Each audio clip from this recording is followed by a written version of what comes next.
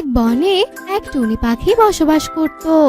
টুনির এই দুনিয়ায় আত্মীয় স্বজন বলতে কেউ ছিল না। তাই টুনি বনের এক কোণায় এক ছোট্ট বাড়ি বানিয়ে থাকতো। টুনির একাকিত্ব এই জীবনে তার একমাত্র সঙ্গী ছিল লালি নামের একটি ছাগল। লালি, এই লালি, চল, আমি আজকে তোকে নদীর ঘাটে তরতাজা ঘাস খাওয়াতে নিয়ে যাব। কালকে আমি সেখানে অনেক তাজা তাজা ঘাস দেখে এসেছি। চল চল, তাড়াতাড়ি আমার সাথে চল। পেট ভরে তুই আজ সবুজ সবুজ ঘাস খাবি। সত্যি টুনি, তুই আজকে আমাকে ঘাস খাওয়াতে নিয়ে যাবি? আহা, আমি কতদিন যে তরতাজা সবুজ ঘাস খাই না। চল, তাড়াতাড়ি নদীর ঘাটে চল, আমার যে আর তর সইছে না। এরপর লালি আর টুনি নদীর ঘাটে যায়। নদীর ঘাটে গিয়ে লালি আপন মনে ঘাস খেতে থাকে, আর টুনি গাছের শুকনো ডাল জ্বালানি হিসেবে ব্যবহার করার জন্য খুঁজতে থাকে। এদিকে লালি ঘাস খেতে খেতে টুনির কাছ থেকে কিছুটা দূরে চলে যায়। আর কিছু দূর গিয়ে দেখে এক তান্ত্রিক অনেকগুলো ফল সামনে নিয়ে চোখ বন্ধ করে যজ্ঞ করছে। লালি ফলগুলো দেখে বলে, আহা, কি টাটকা সুস্বাদু ফল! এমন ফল আমি কোনোদিন খাইনি, চোখেও দেখিনি। যদি আমি একবারে সুস্বাদু ফলগুলো খেতে পারতাম। আচ্ছা, ওই তান্ত্রিক তো চোখ বন্ধ করেই আছে। এই সুযোগে যদি আমি ফলগুলো খেয়ে ফেলি তবে কি কোনো ক্ষতি হবে?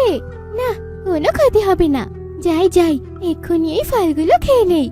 এ কথা বলে লালি তান্ত্রিকের সামনে রাখা ফলগুলো খেয়ে নেয়। এদিকে টুনি লালিকে দেখতে না পেয়ে খুঁজতে খুঁজতে সেখানে চলে আসে, আর লালিকে তান্ত্রিকের ফল খাওয়া দেখতে পায়। তা দেখে টুনি মনে মনে বলে, হায় হায় লালি, তুই কি সর্বনাশা কাণ্ড করলি! শেষে কিনা তান্ত্রিকের ফল খেয়ে ফেললি। যদি তান্ত্রিক বুঝতে পারে তোকে তো কাঁচা গিলে খাবে। যাই যাই, তান্ত্রিক চোখ খোলার আগে লালিকে এখান থেকে নিয়ে কেটে পড়ি। টুনি এ কথা ভেবে তাড়াতাড়ি লালিকে নিয়ে সেখান থেকে বাড়িতে চলে যায়। এভাবেই সেই দিনটি কেটে যায়। আর বনের মধ্যে রাত নেমে আসে। এদিকে রাতের বেলা যখন লালি ঘরের এক কোণে ঘুমিয়েছিল, তখন ধীরে ধীরে লালি বড় হতে শুরু করে। লালি দেখতে একদম দানব ছাগলের মতো হয়ে যায়। এভাবেই সেই রাতটি কেটে যায়। পরের দিন টুনি লালির এমন আকৃতি দেখে ভীষণ অবাক হয়ে যায়। ও মা, লালি, তুই এত বড় হয়ে গেলি কিভাবে? হায় হায় হায় রে, তোকে দেখতে তো একদম দানবের মতো লাগছে। তোর এই অপকর্ম হলো কি করে? আমি তো এসবে কিছু জানি না। আমার আকৃতি এমন বড় হলো কি করে? আমি আর কিছু ভাবতেও চাই না। তুই আগে আমাকে কিছু খেতে দে, আমার প্রচন্ড খিদে পেয়েছে। খিদেতে জীবন আমার যায় যায় অবস্থা। দে, তাড়াতাড়ি খেতে দে, এক্ষুনি কিছু খেতে দে। লালিকে এমন ক্ষুধার্ত দেখে টুনি তাড়াতাড়ি করে কিছু শুকনো পাতা এনে লালিকে খেতে দেয়। আর লালি খিদের যন্ত্রণায় সেই শুকনো খড়গুলোই গপ গপ করে খেতে শুরু করে। কিন্তু তবুও লালির খিদের জ্বালা যেন মেটে না। আর লালি চিৎকার করে বলতে থাকে, আমার আরো খাবার চাই, আরো খাবার চাই। এটুকু খাবার দিয়ে আমার পেটের এক কোণাও পূর্ণ হয়নি। টুনি, আমাকে আরো খাবার খেতে দে, তাড়াতাড়ি দে বলছি। খাবার চাই, আমার খাবার চাই। আমার কাছে তো শুকনো খড়ই ছিল, আর তো কিছু নেই তোকে খেতে দেওয়ার মতো।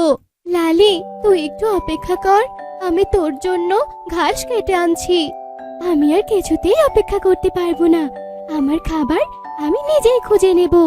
সর সর এখন আমার সামনে থেকে, সরে যা, সরে যা বলছি। এ কথা বলে লালি সেখান থেকে চলে যায়। আর পথের মধ্যে কুহু নামের এক ছোট্ট পাখির ছানাকে দেখতে পায়। কুহুকে দেখে লালি বলে, ঘাস খেয়ে তো আমার কিছুতেই পেট ভরছে না। এবার আমি বনের পাখিদের ধরে ধরে খাবো। আমার যে পাখি খেকুর মতো খিদে পেয়েছে, আর এই পাখির ছানাই হবে আমার প্রথম শিকার। এ কথা বলে লালি কুহুর কাছে গিয়ে বলে, বা, তুই দেখতে তো একটু বড় সড়ো, তোকে খেলে আমার পেটের ক্ষুধা একটু কমবে। আয়, আজ তুই আমার খাবার হবি। লালির মুখে এমন কথা শুনে কুহু ভীষণ ভয় পেয়ে যায় আর বলে, এসব তুমি কি বলছো? তুমি আমাকে কেন খাবে? ছেড়ে দাও আমাকে, আমাকে খেও না। বাঁচাও, এই ছাগল আমাকে খেয়ে ফেললো। কে কোথায় আছো? বাঁচাও আমাকে, বাঁচাও। কুহু একথা বলতে বলতেই লালি কুহুকে গিলে খায়। এভাবে লালি বনের অনেক পাখিদের ধরে ধরে খেতে থাকে। এদিকে বনের সবাই লালির এমন দানবীয় আচরণ দেখে অনেকেই ভয় পেয়ে যায়। লালির এমন পাখি ধরে খাওয়ার কথা টুনি জেনে যায়। আর টুনি সব শুনে মনে মনে বলে, না, লালিকে তো আর এভাবে সুযোগ দেওয়া যাবে না। আমাকেই লালির এমন দানবীয় আচরণ থেকে আবার আগের আচরণে ফিরে আনতে কিছু একটা করতে হবে।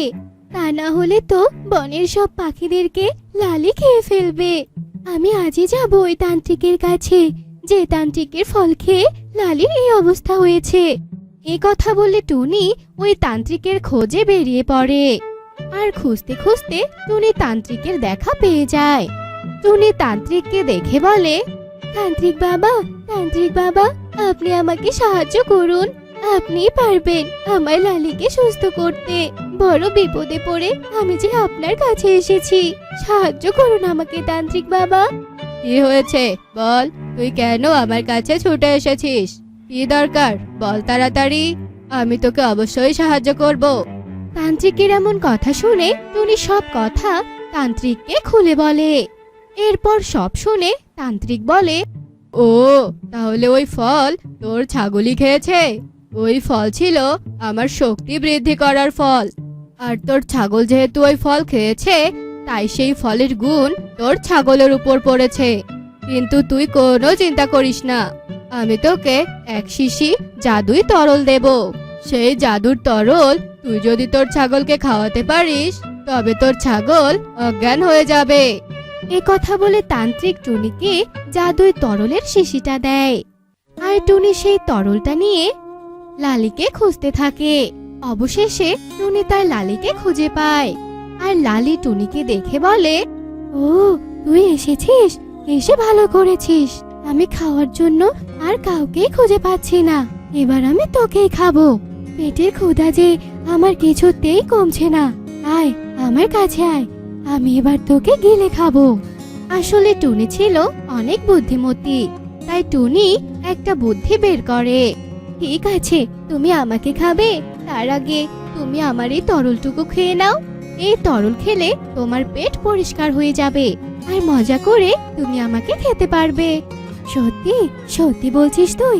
তাহলে দে দে, আমাকে ওই তরলটা দে, আমি এক্ষুনি সব খেয়ে নিচ্ছি।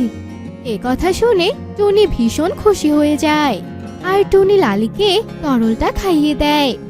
জাদুর তরল খাওয়ার সঙ্গে সঙ্গে লালি সেখানেই অজ্ঞান হয়ে পড়ে যায়।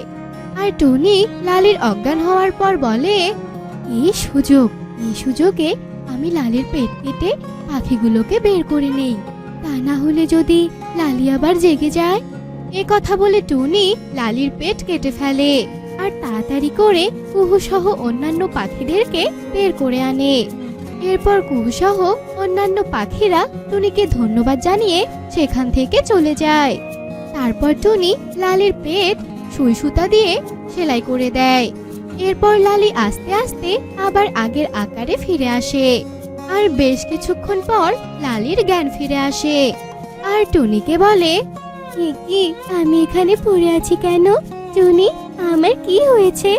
লালির কথা শুনে টুনি সব ঘটনা লালিকে খুলে বলে।